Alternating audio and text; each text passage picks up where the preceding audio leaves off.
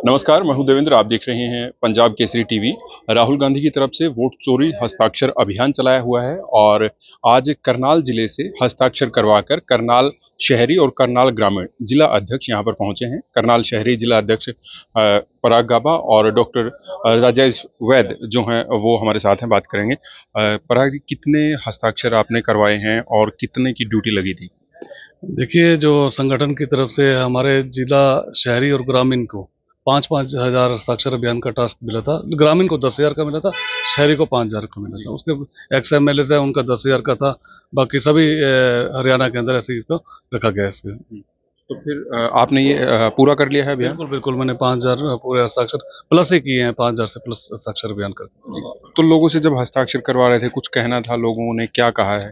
देखिए, जो हस्ताक्षर अभियान के अंदर ये बोलना कि जो वोट चोरी का मामला था, तो वोट चोरी के कि आप लोग इससे सहमत हैं कि ये वोट चोरी हरियाणा नहीं, पूरे देश में ऐसी वोट चोरी है। तो राहुल गांधी जी ने ये अभियान चलाया था कि वोट चोरी अभियान, और उस अभियान के ऊपर उन्होंने बोला कि हम कम से कम 5,000 करोड़ के करीब हस्ताक्षर करवा के देंगे, जो चुनाव आयोग को जाएगा। उसके उपलक्ष्य में हमने उसके से ये हस्ताक्षर करवा के। डॉक्टर राजेश वैद हमारे साथ हैं। सर, ग्रामीण एरिया में जब आप गए, क्योंकि ये कहा जा रहा था कि ग्रामीण एरिया तो कांग्रेस का है, लेकिन 2024 के चुनाव में जो नतीजे आए वो सबके सामने हैं। गांव में लोगों का क्या कहना था और क्या आपने अपना टारगेट पूरा कर लिया? बिल्कुल, देखिए, कांग्रेस पार्टी ने वोट चोरी हस्ताक्षर अभियान के तहत ग्रामीण प्रधान को 10,000, शहरी प्रधान को 5,000 और पीसीसी डेलीगेट को 2,000 और जो हमारे कैंडिडेट थे और एक्स एमएलए थे उनको 7,000 का टारगेट दिया था। आज हम दोनों ने मैंने भी 10,000 का टारगेट पूरा कर लिया है और सबमिट कर दिया है फॉर्म। देखिए, सबसे पहली बात यह है कि आज राहुल गांधी जी ने इस देश के सभी लोगों को ये बता दिया है और लोगों ने माना भी है कि वोट चोरी हो रही है। सबसे पहले अगर आप पिछले 6 महीने का इतिहास उठाएंगे तो सबसे पहले कांग्रेस के समय में जब मुख्य चुनाव आयुक्त की नियुक्ति होती थी तो उसमें 3 लोग शामिल होते थे, प्रधानमंत्री, लीडर ऑफ ओपोजिशन और CGI, chief justice of India, जो इस देश का सबसे बड़ा संवैधानिक पद है। लेकिन मोदी जी ने आते ही चीफ जस्टिस ऑफ इंडिया को, क्योंकि इन लोगों का न्यायपालिका पर भरोसा नहीं है, इन्होंने सबसे पहले बार आते ही उसको बाहर किया, मुख्य न्यायाधीश को इस नियुक्ति से बाहर किया और उनकी जगह होम मिनिस्टर को डाल लिया।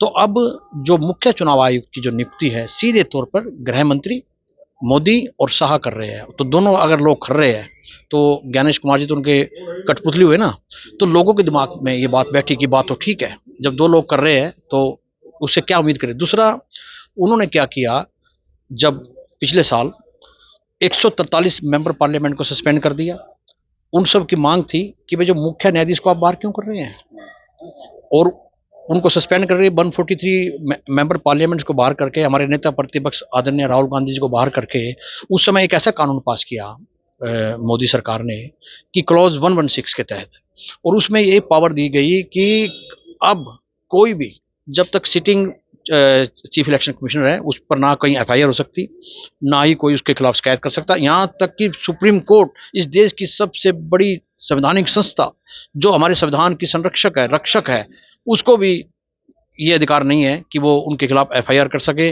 उनकी बात को काट सके। तो जब हम ये बात लेकर जा रहे हैं, अभी आप देखिए उन्होंने 65 लाख वोट काट दिए, अभी तक एक भी आदमी का उन्होंने नाम नहीं दिया है। सुप्रीम कोर्ट ने कहा कि आप 65 लाख लोगों की लिस्ट तो दीजिए। तो लोग मान रहे हैं कि वोट चोरी हो रही है जब हस्ताक्षर कर रहे हैं। बिल्कुल मान रहे हैं, हम तथ्य के साथ बात रख रहे हैं ना, तर्क के साथ बात रख रहे हैं। अब आप खुद देखिए कि सुप्रीम कोर्ट कह रहा है दे दो भाई 65 लाख लोगों की लिस्ट, कौन कौन काट दिए। देखिए, चुनाव आयोग का सबसे पहला काम क्या है, द रिप्रेजेंटेशन पीपल्स एक्ट 1950 चुनाव आयोग को ये ताकत देता है, और 1960 जो हमारा रजिस्ट्रेशन एक्ट है 21A ये अधिकार देता है कि भाई आप चुनाव निष्पक्षता और पारदर्शिता के साथ कराइए। निष्पक्षता और पारदर्शिता पहली निशानी है।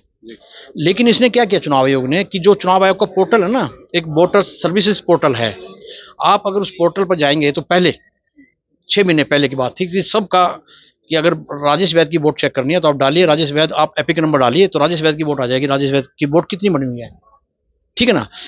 अब जब जिस दिन राहुल गांधी जी ने वोट चोरी को लेकर एक प्रेस कॉन्फ्रेंस किया, शाम को ही चुनाव आयोग ने क्या किया, ये डाटा था ना जो, वो सारा डाटा रिमूव कर दिया और उसकी जगह एक स्कैन कॉपी डाल दी। और स्कैन कॉपी में क्या है कि आप जूम नहीं कर सकते, आप क्लिक नहीं कर सकते, आप उसका चेक नहीं कर सकते, वो बार कोड में आ गया। अभी जो आपने हस्ताक्षर करवाए हैं, कितनी आपकी संख्या पूरी हो गई है? क्या अभी भी कुछ पेंडिंग है? अभी भी लोग में बीच जाएंगे? पूरे देश से 5 करोड़ हस्ताक्षर का हमारा ये टारगेट है माननीय नेता प्रतिपक्ष का। हमारी तो 10,000 का टास्क था, हमने 10,000 से ऊपर के फॉर्म आज सबमिट कराए हैं। और आज हमारी जो मीटिंग है आज जिला अध्यक्षों की और प्रदेश अध्यक्ष की और हमारे प्रभारी आदरणीय बी के हरिप्रसाद जी और सीएलपी नेता चौधरी भूपेंद्र सिंह हुड्डा जी, सबकी मीटिंग है आज। कुछ शिकायतें भी हैं क्या जिला अध्यक्षों की जो उनको बताई जाएंगी? नहीं, कोई शिकायतें नहीं है, ये तो एक मतलब मंथली मीटिंग है हमारी। प्रति मास हमने क्या किया जिले में, सभी को एक प्रोफार्मा दिया गया है कि आपकी क्या अचीवमेंट्स है, क्या क्या आपको मतलब चुनौतियां आ रही है, आप बताइए आपको क्या दिक्कतें आ रही है। तो उन सब मुद्दों को लेकर आज जिला अध्यक्षों की, प्रदेश अध्यक्ष, प्रभारी जी और नेता प्रतिपक्ष के साथ मीटिंग है आज। बहुत बहुत शुक्रिया। डॉक्टर राजेश वैद और पराग गाबा जो कि करनाल के ग्रामीण और शहरी जिला अध्यक्ष हैं, उनके साथ बात की। हस्ताक्षर अभियान के तहत उन्होंने आज अपनी फाइल जमा करा दी। मैं हूं देवेंद्र, नमस्कार।